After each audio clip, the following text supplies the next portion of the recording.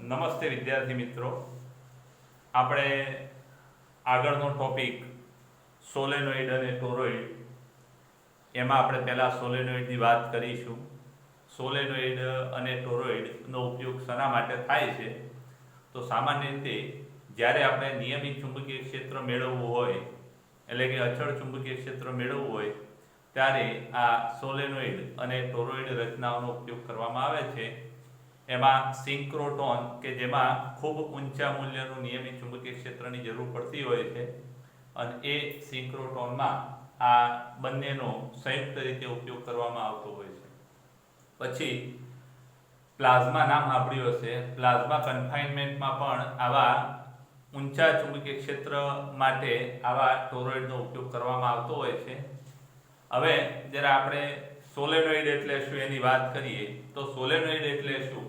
તો સામાન્ય રીતે સોલેનોઇડની પહેલી વ્યાખ્યા જોઈ લઈએ કે પાસે વીંટેલા અલગ કરેલા વાહક તારના હેલિકલ ગૂંચળાને શું કહેવામાં આવે છે? સોલેનોઇડ. એટલે કે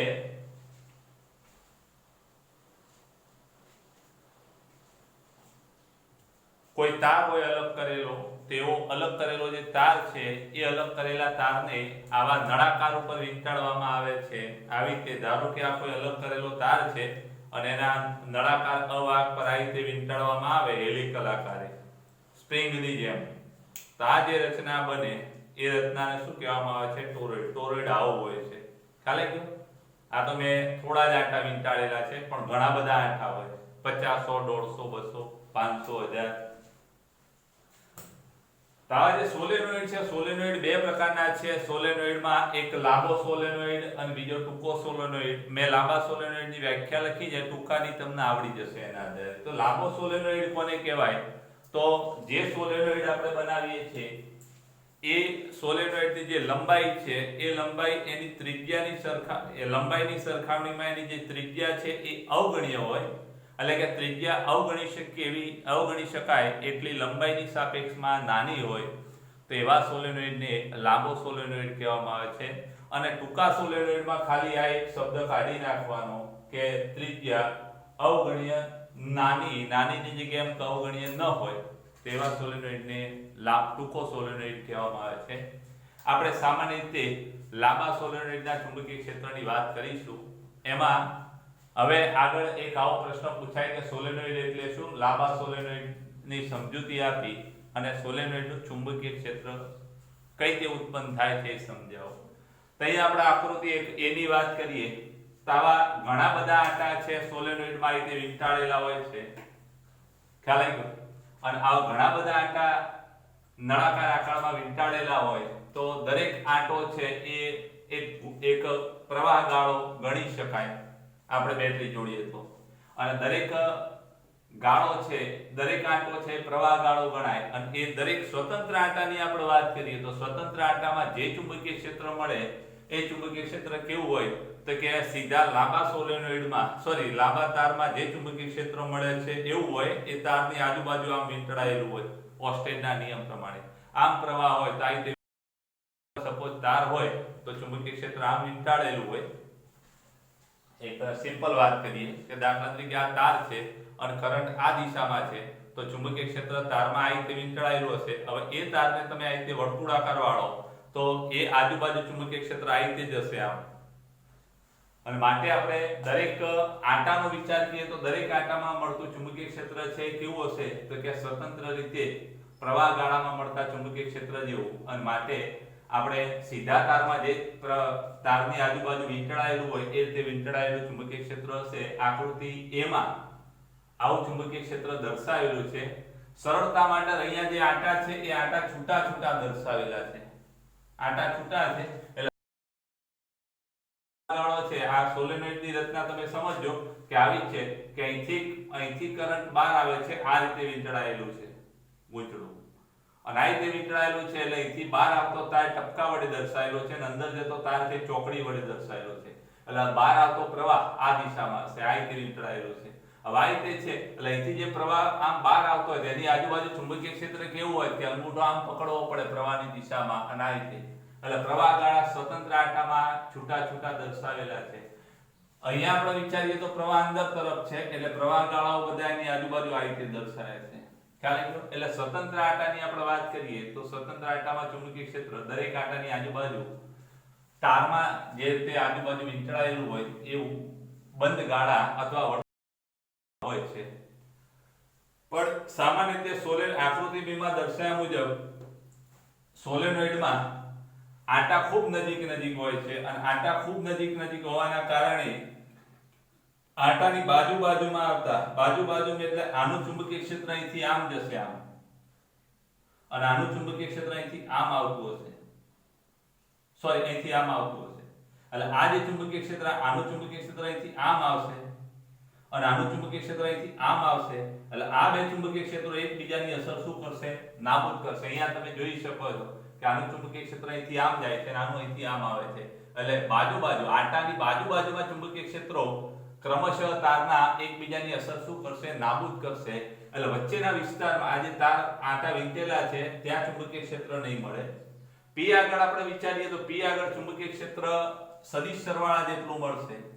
એટલે કે સોલેનોઇડના અંદરના વિસ્તારમાં આકૃતિ B માં દર્શાવ્યા મુજબ અંદરના વિસ્તારમાં બિંદુ P આગળ ચુંબકીય ક્ષેત્ર દરેક આંટાના કારણે મળતા ચુંબકીય ક્ષેત્રના સદિશ સરવાળા જેટલું મળશે, જ્યારે Q આગળ ચુંબકીય ક્ષેત્ર P કરતા નબળું થશે.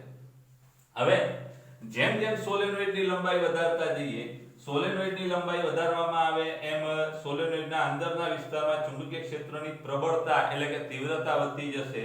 સાથે એ ચુંબકીય ક્ષેત્ર નિયમિત બનતું જશે અને બહારના વિસ્તારમાં કયો બિંદુ આગળ ચુંબકીય ક્ષેત્રનું મૂલ્ય ઘટતું જશે. અને જેમ સોલેનોઇડ ખૂબ લાંબો લેવામાં આવે, બરાબર, લાંબો સોલેનોઇડ અથવા અનંત લંબાઈનો જો સોલેનોઇડ વિચારવામાં આવે તો એના કયો બિંદુ આગળ એટલે કે અહીંયા ચુંબકીય ક્ષેત્ર ઘટતું શૂન્ય થઈ જશે, જ્યારે વચ્ચેના વિસ્તારમાં ચુંબકીય ક્ષેત્ર નિયમિત અને પ્રબળ થશે. એટલે કે નિયમિત અને પ્રબળ ચુંબકીય ક્ષેત્ર મેળવવા માટે આ સોલેનોઇડનો ઉપયોગ થાય છે. આપણે લાંબા સોલેનોઇડ માટે જ વાત કરવાની છે એટલે ખાસ એક વસ્તુ યાદ રાખજો કે લાંબા સોલેનોઇડમાં સોલેનોઇડના અંદરના વિસ્તારમાં ચુંબકીય ક્ષેત્ર નિયમિત હોય, બહારના વિસ્તારમાં ચુંબકીય ક્ષેત્ર શૂન્ય હોય. આ બે બાબતો તમારે ખાસ યાદ રાખવાની. એમ્પિયરના સર્કિટના નિયમનો ઉપયોગ કરી અને આ સોલેનોઇડના અંદરના વિસ્તારમાં બિંદુ P આગળ આપણે ચુંબકીય ક્ષેત્ર કઈ રીતે મળે એની વાત આપણે આના પછીના નેક્સ્ટ લેક્ચરમાં કરીશું. એ પ્રશ્ન આપો અલગ છે. આમાં એમ કે સોલેનોઇડમાં ચુંબકીય ક્ષેત્ર કઈ રીતે રચાય છે, સોલેનોઇડ એટલે શું, લાંબા સોલેનોઇડની વ્યાખ્યા આપી, તેમાં ચુંબકીય ક્ષેત્ર તે સમજાવો, તો આ કઈ રીતે રચાય છે એની જરા વાત છે. અને એના પછી આગળનો લેક્ચર એ લાંબા સોલેનોઇડના અંદરના વિસ્તારમાં ચુંબકીય ક્ષેત્રનું સૂત્ર. આને જરા તમારે સ્ક્રીનશોટ લઈ લેજો.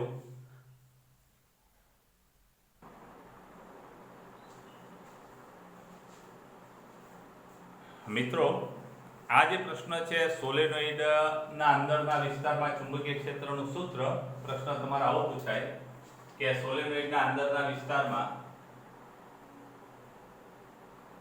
લાંબા સોલેનોઇડના અંદરના વિસ્તારમાં ચુંબકીય ક્ષેત્રનું સૂત્ર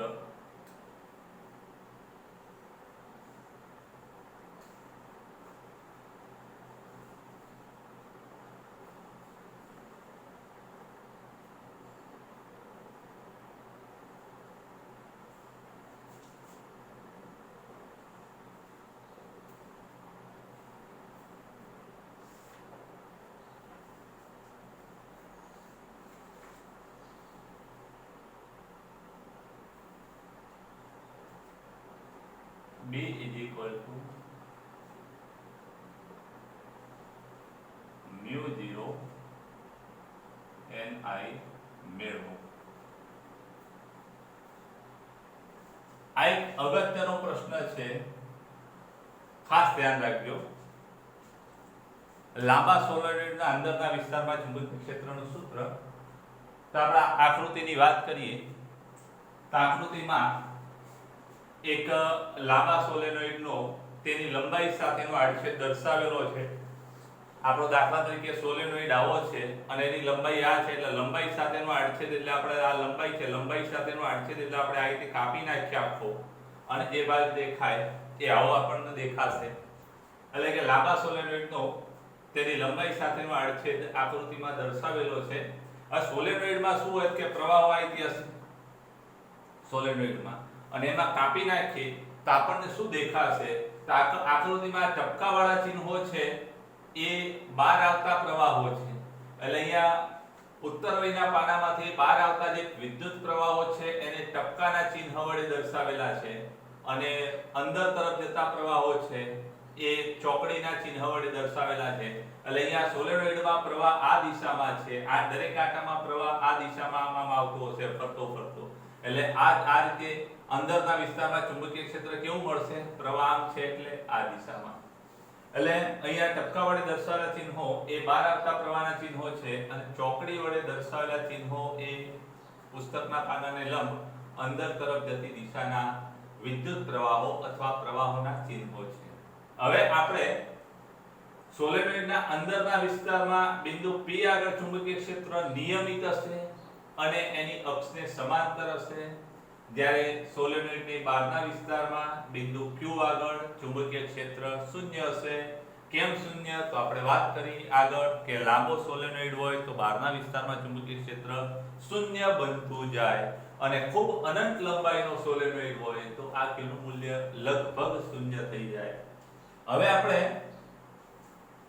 સોલેનોઇડના અંદરના વિસ્તારમાં બિંદુ P આગળ ચુંબકીય ક્ષેત્ર શોધવું છે, અને આ માટે આકૃતિમાં એક લંબચોરસ ABCD એમ્પિરિયન લૂપ દર્શાવી છે, અને આ લૂપના અથવા આ લૂપ માટે આપણે ચુંબકીય ક્ષેત્રનું રેખા સંકલન કરીએ. એટલે એમ્પિયરનો સર્કિટલ નિયમ ખાસ યાદ રાખજો કે આપણો સર્કિટલ નિયમ આવો છે, ક્લોઝ ઇન્ટિગ્રેશન સદિશ B.dl is equal to μ0 ગુણ્યા IE. આ સૂત્રનો આપણે ઉપયોગ કરવાનો છે, ખાસ યાદ રાખજો.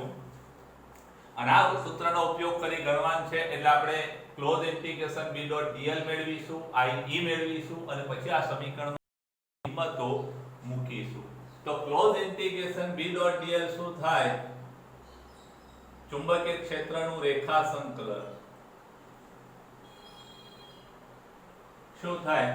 આ લૂપમાં આપણે કરવાનું છે એટલે A થી B સુધી સંકલન વત્તા B થી C સુધી વત્તા C થી D વત્તા D થી A, એટલે આખી લૂપ આવી જાય. તો A થી B સુધી એટલે આપણે એમ કહી શકીએ કે ઇન્ટિગ્રેશન A થી B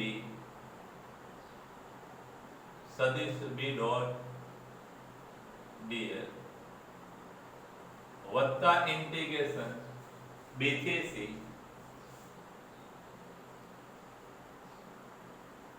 સદિશ B.dl વત્તા C થી D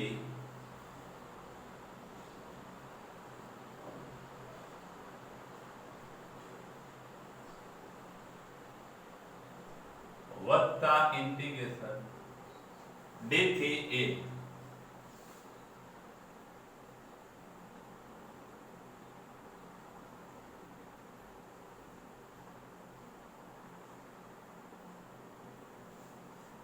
આવું થશે. આ સમીકરણ નંબર આપણું આ એક.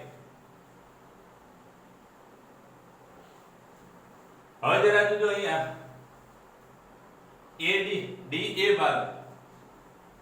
DA ભાગ એ સોલેનોઇડની બહાર છે, જ્યાં ચુંબકીય ક્ષેત્ર છે જ નથી, એટલે ત્યાં 0. DA બાજુ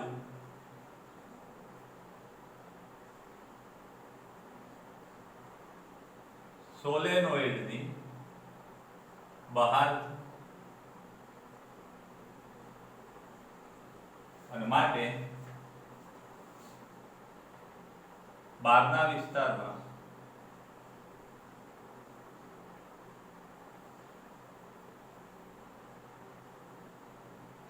B બરાબર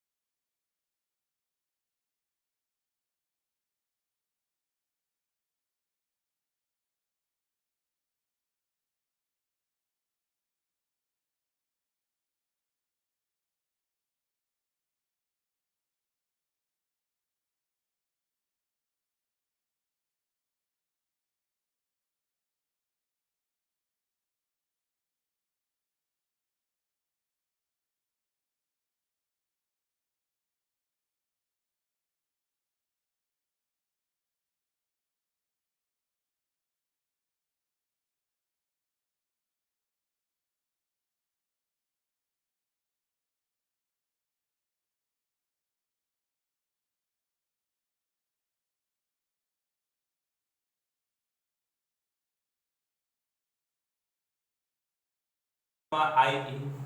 હવે ધ્યાન રાખજો કે આપણી આ લૂપ છે એની અંદર આટલી લંબાઈના આટા આવી જાય છે, એટલે આપણે એમ કહી શકીએ કે સોલેનોઇડમાં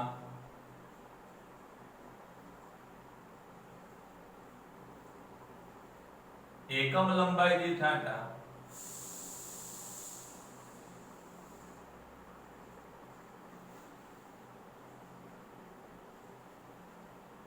n હોય તો આ લૂપમાં રહેલા કુલ આટા કેટલા?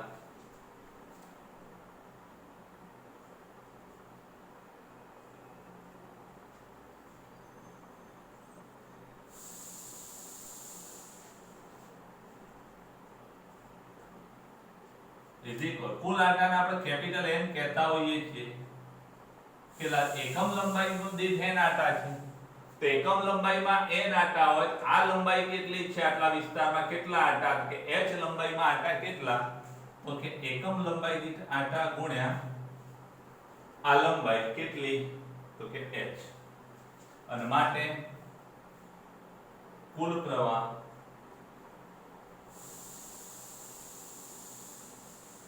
I કુલ પ્રવાહ એટલે લૂપ વડે ઘેરાતો પ્રવાહ. કુલ પ્રવાહ એટલે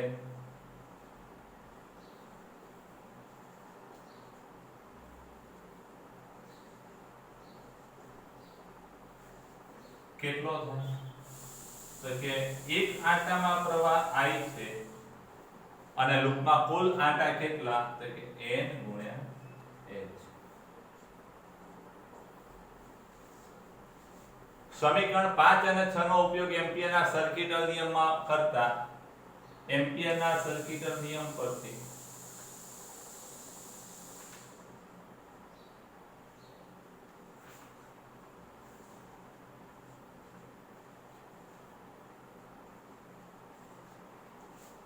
close integration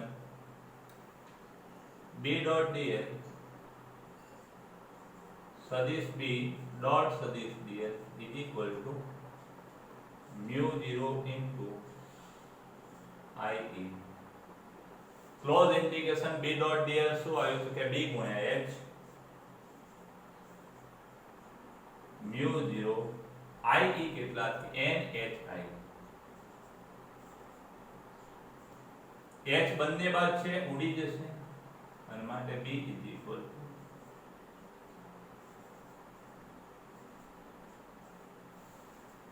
આજે છેલ્લું સમીકરણ આપણું આવ્યું. ખાસ યાદ રાખજો, સોલેનોઇડના અંદરના વિસ્તારમાં ચુંબકીય ક્ષેત્રનું સૂત્ર છે 7. ખાસ યાદ રાખજો કે સ્મોલ n બરાબર શું, તો કે સ્મોલ n બરાબર કુલ આટા ભાગ્યા કુલ લંબાઈ. ખાસ આ પણ યાદ રાખજો.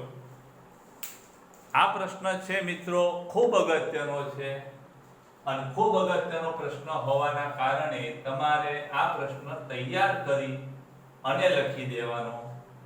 ખાસ યાદ રાખજો, આના અગાઉનો પ્રશ્ન જે છે આ લેક્ચરની અંદર એ તમારે માત્ર જોઈ લેવાનો 1-2 વાર, પણ એને નહીં લખો તો ચાલશે, પણ આ છે પ્રશ્ન તમારે ખાસ તૈયાર કરીને લખી દેવાનો. આપણે જ્યારે સ્કૂલમાં ટેસ્ટ લઈશું ત્યારે આ પ્રશ્ન પૂછીશું. એક સોલેનોઇડનું ચુંબકીય ક્ષેત્ર અને આના પછીનો લેક્ચરમાં હું બનાવું છું. ખાસ યાદ રાખજો કે આપણે એમ્પિયરના સર્કિટલ નિયમમાં લૂપ કેવી લેવી, એમાં પહેલી વાત એવી હતી કે આપણે લંબાઈ L એવી લેવાની, ચુંબકીય ક્ષેત્રમાં લંબાઈ L એવી લેવાની કે એવી કે જ્યાં દરેક બિંદુ આગળ ચુંબકીય ક્ષેત્રનું મૂલ્ય સમાન હોય. તો આપણી લૂપમાં આ જે BC ભાગ એવો મળે છે કે જ્યાં ચુંબકીય ક્ષેત્રનું મૂલ્ય સમાન છે, લૂપની દિશામાં છે, એટલે કે લૂપને સ્પર્શકની દિશામાં છે. બીજી વાત કે કાં તો ચુંબકીય ક્ષેત્ર નાબૂદ થતું હોય તો આ AB ભાગ એવો છે કે જ્યાં ચુંબકીય ક્ષેત્ર નાબૂદ થાય છે, અને આ ભાગ એવા છે. ત્રીજો મુદ્દો એવો હતો કે આ બે ભાગ AB અને DC ભાગ એવા છે કે જ્યાં ચુંબકીય ક્ષેત્ર એ આ લૂપને કેવું છે, લંબ છે. ક્ષેત્ર આમ છે અને લૂપ આ દિશામાં છે. લૂપ આમ છે અને ક્ષેત્ર આમ છે, બંને કેવા છે, પરસ્પર લંબ છે. એટલે આ ત્રણે ત્રણ લૂપ કેવી લેવી એના જે 3 મુદ્દા હતા એ અહીંયા તમને આ પ્રશ્નમાં બધા જ સાબિત થાય, બધા જ અહીંયા દર્શાવેલા છે કે અહીંયા ચુંબકીય ક્ષેત્ર નાબૂદ થાય છે, અહીંયા ચુંબકીય ક્ષેત્ર સ્પર્શકની દિશામાં છે, L એવો છે કે જ્યાં સ્પર્શકની દિશામાં છે, અને અહીંયા L એવો છે કે જ્યાં ક્ષેત્ર L ની લંબ છે.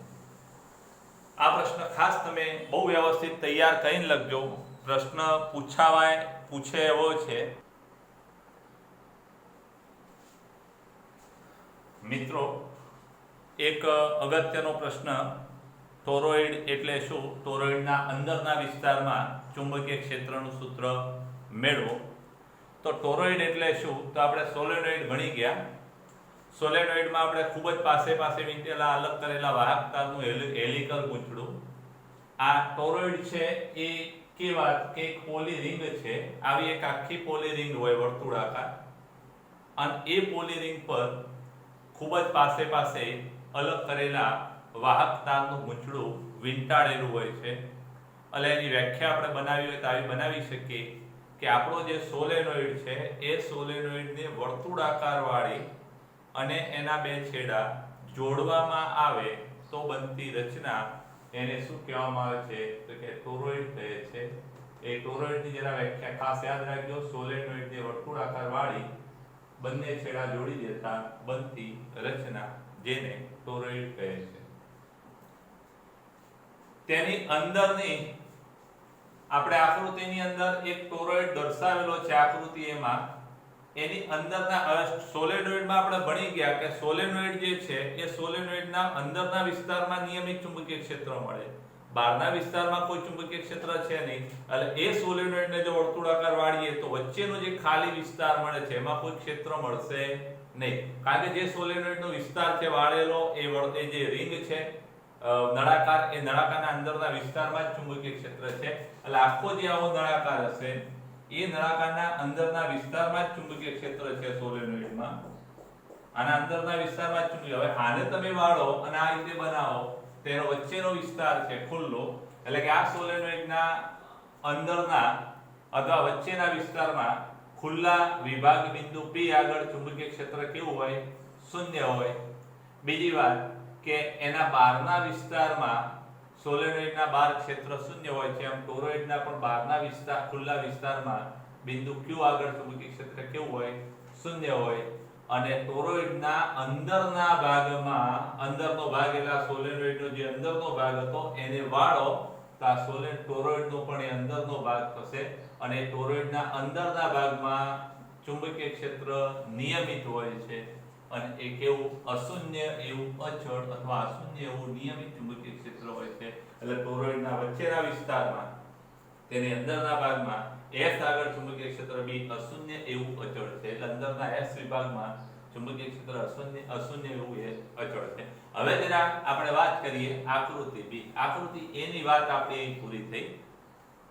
આકૃતિ B માં હવે આ જે ટોરોઇડ છે એને આપણે આમ ઊભો કાપી નાખીએ તો એમાં અંદર જતા પ્રવાહો છે, અંદર જતા પ્રવાહો અહીંયાથી ધ્યાન રાખીએ, અહીંથી કરંટ આવ્યો ના આ રીતે છે, આ રીતે.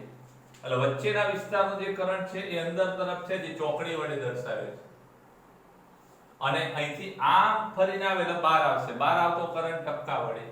એટલે આકૃતિ B માં આ જે ટોરોઇડ છે એનો આડછેદ દર્શાવેલો છે. અહીંયા ચોકડી વડે દર્શાવેલા ચિહ્નો છે એ અંદર તરફનો પ્રવાહ, અને આટામાં અંદર તરફનો પ્રવાહ, અને ટપકા વડે દર્શાવેલા ચિહ્નો છે આ આટામાં બહાર તરફનો પ્રવાહ છે. એટલે આપણા ટોરોઇડનો આટલો જે વિસ્તાર છે એ અંદરનો વિસ્તાર છે, ખાસ ધ્યાન રાખજો. આ ટપકા અને ચોકડી વચ્ચેનો જે વિસ્તાર છે અંદરનો ભાગ છે, જેને આપણે S વડે દર્શાવે છે, S. હવે આ ટોરોઇડના વચ્ચેના વિભાગની આપણે વાત કરીએ તો વચ્ચેના વિભાગમાં એક R1 ત્રિજ્યાનો એક આપણે નાની રિંગ વિચારીએ તો આ 1 નંબરની રિંગ અથવા 1 નંબરની જે રિંગ છે એના વિસ્તારમાંથી કોઈ પ્રવાહ ગાળો અથવા કોઈ જ આંટો પસાર થતો નથી. કારણ કે આંટા આટલા વિસ્તારમાં જ છે, આટલા વિસ્તારમાં જ આંટા છે. એટલે આ વિસ્તારમાંથી કોઈ આંટો પસાર થતો નથી, અને આંટો પસાર થતો ન હોવાથી એના વિસ્તારમાં ચુંબકીય ક્ષેત્ર શૂન્ય મળશે. પછી બીજી વાત કે આ 3 નંબરનો આ Q બિંદુમાંથી પસાર થતી એક રિંગ છે, એ રિંગને આપણે કયા નંબરની રિંગ કહીએ? કે 3 નંબરની રિંગ. આ 2 નંબર. તો 3 નંબરની જે રિંગ આપણે લીધી, તો 3 નંબરની રિંગના વિસ્તારમાંથી પસાર થતા આંટા કેટલા? તો કે દરેક આંટો 2 વાર પસાર થાય. ધ્યાન રાખજો આ આપણું સમતલ છે 3 નંબરનું, એટલે કે 3 નંબરની રિંગનું જે સમતલ અથવા વિસ્તાર છે એ વિસ્તારના અંદરના ભાગમાં આ આંટો અહીંથી બહાર આવ્યો, પાછો અંદર દાખલ થયો, બહાર આવ્યો, પાછો અંદર દાખલ થયો, બહાર આવ્યો, પાછો અંદર દાખલ થયો, એટલે દરેક આંટો છે એ 2 વાર પસાર થાય છે. જેટલી વાર બહાર આવે છે એટલી જ વાર અંદર જાય છે, એટલે બહાર આવતો કરંટ એ અંદર જતા કરંટની અસર શું કરશે? નાબૂદ કરશે. એટલે આના માટે પરિણામી કરંટ શું થશે? શૂન્ય થશે. અને ત્રીજી વાત આપણે આ 2 નંબરની લૂપ, તો 2 નંબરની જે એમ્પિરિયન રિંગ છે એ રિંગના વિસ્તારમાંથી આ દરેક પ્રવાહ ગાળો અથવા દરેક આંટો છે માત્ર એક જ વાર પસાર થાય છે. અહીંથી બહારથી આવ્યો, આના વિસ્તારમાંથી એક જ વાર પસાર થયો, બહારથી આવ્યો, આના વિસ્તારમાંથી એક જ વાર પસાર થયો. એટલે 2 નંબરની જે રિંગ છે એમાં દરેક આંટો છે એ એક વાર પસાર થાય છે અને એમાં પ્રવાહ છે એ અંદર તરફ છે. હવે આપણે 3 રિંગો માટે એમ્પિયરના સર્કિટલ નિયમનો ઉપયોગ કરીએ તો રિંગ 1 માટે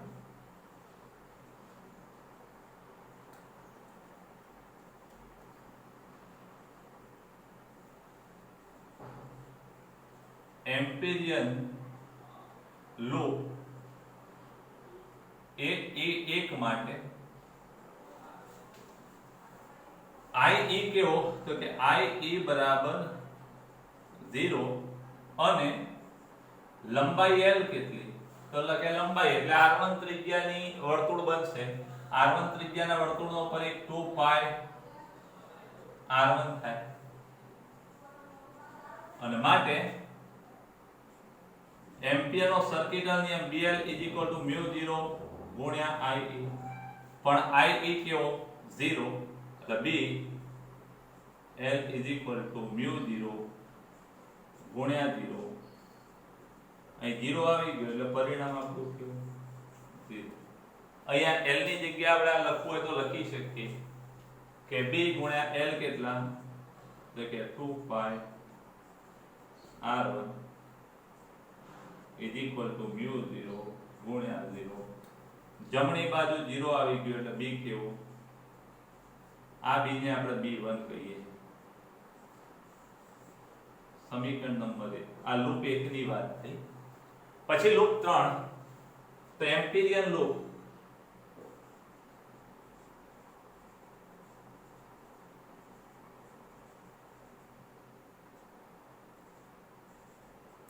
માટે પ્રવાહ IE બરાબર શું થાય અને L બરાબર કેટલા?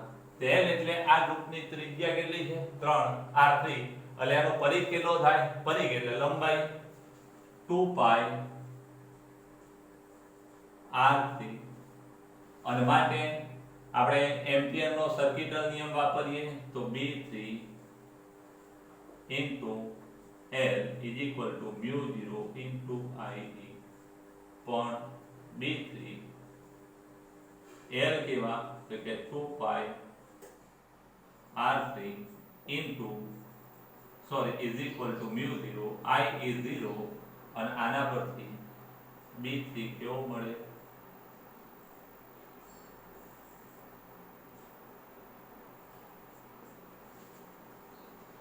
એટલે આ B3 બરાબર 0 મળે બહારના વિસ્તારમાં ચુંબકીય ક્ષેત્ર.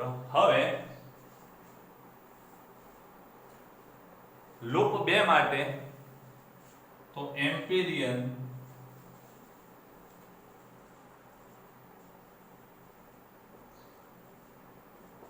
માટે IE બરાબર કેટલા? કે પ્રવાહ કેટલો? કે અહીંયા દરેક આંટો એક આંટો જ પસાર થાય છે.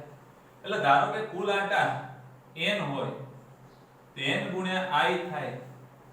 એક આંટામાં વહેતો પ્રવાહ અહીંયા n બરાબર n ગુણ્યા I. સમીકરણ નંબર આપણું આ 3 અને લૂપની ત્રિજ્યા r2 છે એટલે લંબાઈ L બરાબર શું થાય? અહીંયા આને આપણે L1 કેવું હોય તો કહી શકીએ L1, અહીંયા L2, અહીંયા L3 = પરિઘ 2 પાઈ r2, એને આપણે 2 પાઈ r કહીશું અને માટે એમ્પિયરનો સર્કિટલ નિયમ B 2 ગુણ્યા L2 B3 ની 2 L2 sorry is equal to μ0 I માટે B2 બરાબર B, B2 ની જગ્યાએ આપણે B લઈશું, L2 ની જગ્યાએ કેટલા L2 બરાબર 2πr2,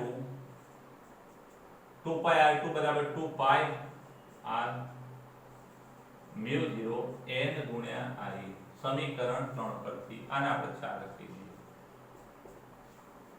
માટે B μ0 ni ભાગ્યા 2π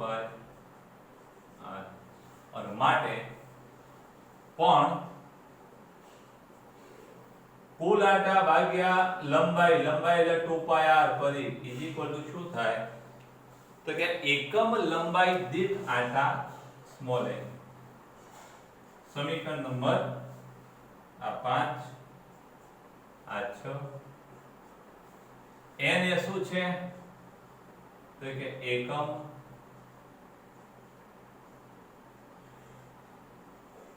લંબાઈ દીઠ આટા અને માટે એનો ઉપયોગ આપણે અહીં કરીએ તો કે b ઇઝ ઇક્વલ માટે b બરાબર તો કે μ0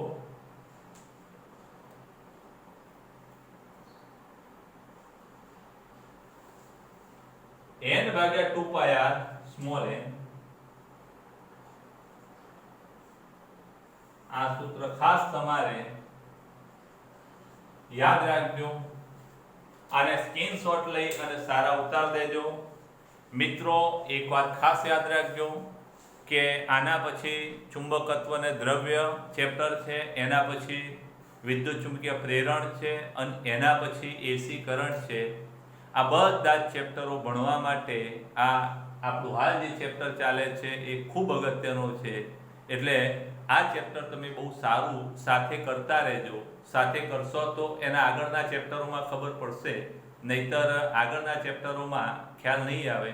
એટલે આ ચેપ્ટર વિદ્યુત પ્રવાહ વાળું ત્રીજું ચેપ્ટર, પછી આ ચોથું ચેપ્ટર, આ બંને ચેપ્ટરો બહુ સારા કરજો. આ ચોથું ચેપ્ટર કરશો તો આગળના 3 ચેપ્ટરોમાં તમને ખબર પડશે. બાકી એ 3 ચેપ્ટરો આગળ બીજા ચેપ્ટરો પણ આવશે ભાગ 2 માં કે જે આના પર આધારિત છે, એટલે એમાં પણ તમને ઓછી સમજ પડશે.